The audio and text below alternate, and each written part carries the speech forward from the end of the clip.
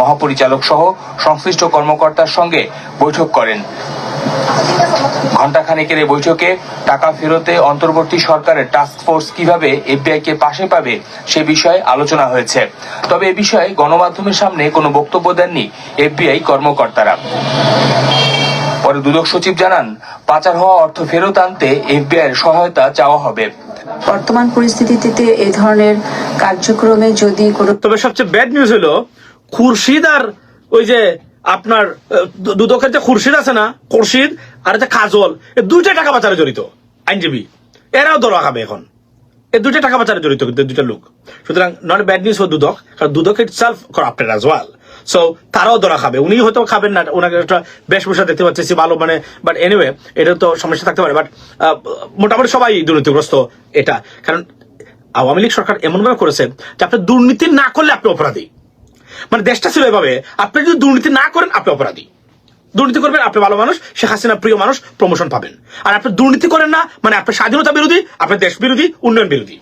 মানে রাষ্ট্র ব্যবস্থাটা এইভাবে করেছিল Sheikh Hasina. That's what exactly we so, I mean honestly speaking every single time, right?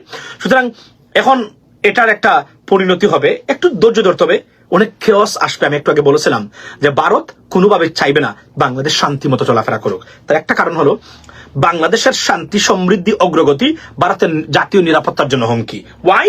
কারণ সেভেন সিস্টার্সে যে আগুন লাগছে, সেই আগুন তারা দেখাবে যে বাংলাদেশ স্বাধীন হয়ে বাংলাদেশ কি সুন্দরভাবে চলছে। এজন্য ভারত কখনোই চায় না বাংলাদেশ শান্তি মতো চলাফেরা করুক, কারণ বাংলাদেশের শান্তি, সমৃদ্ধি, অগ্রগতি, ভারতের ন্যাশনাল সিকিউরিটি, এইভাবেই পলিসি করেছে ভারত উইথ নেইবরিং কান্ট্রি।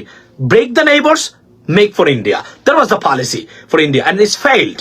নাও পাকিস্তান দাবি করেছে তারা সম্পদ পায়, টাকা পয়সা পায়, এই যে কোথায় গুজরাটে নাকি চীন ঢুকে গেছে 60 মাইল ভিতরে। এদিকে আপনার এই যে কি বলে, এই যে মণিপুরেরা, এরপরে বাংলাদেশি যারা দর্শক শ্রোতা যারা আছেন, তারা 75% কমেন্টস হচ্ছে আমাদের বাংলাদেশি মানুষের। কেউ টাকা দিচ্ছেন, মুরগি দিচ্ছেন, গরু বিক্রি করে সাহায্য করবেন, কেউ যুদ্ধে যেতে রাজি আছেন ট্রেনিং নিয়ে যদি তারা চায়। অর্থাৎ সেভেন সিস্টার্স এর বিশেষ করে মণিপুরকে স্বাধীন করেই ছাড়বে বাংলাদেশিরা, এইটা তারা দেখলাম। তবে এখানে প্রত্যেকটা অনলাইন মানে পোর্টালে যান, 75% বাংলাদেশি মানুষ তারা সেখানে জড়িত।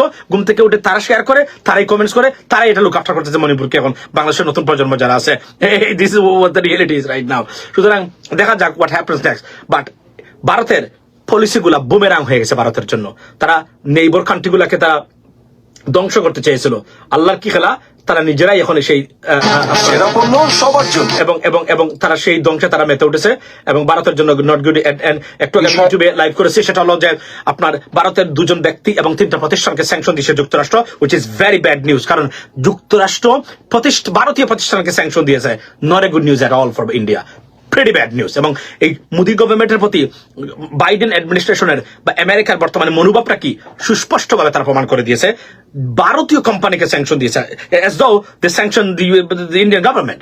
Pretty bad. এবং that's why I say India is in a limbo right now, is in trouble, turmoil. I don't know how they can rescue themselves, but it's not a good news for India.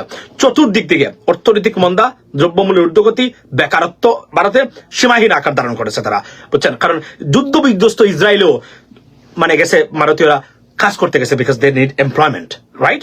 So this is the reality. এবং এই neighbouring কান্ট্রিগুলোকে destabilise করে নিজেদের দেশের আপনার তারা যে territorial integrity বজায় রাখার যে রং পলিসি, মূর্খদের পলিসি করেছিল, তা বিপরীত মুখে চলছে এবং বুমেরাং হয়ে গেছে ভারতের জন্য। Let's see where it lands, ladies and gentlemen. We're gonna wait a little bit, okay? Be blessed and see you next time, okay? Assalamu alaikum.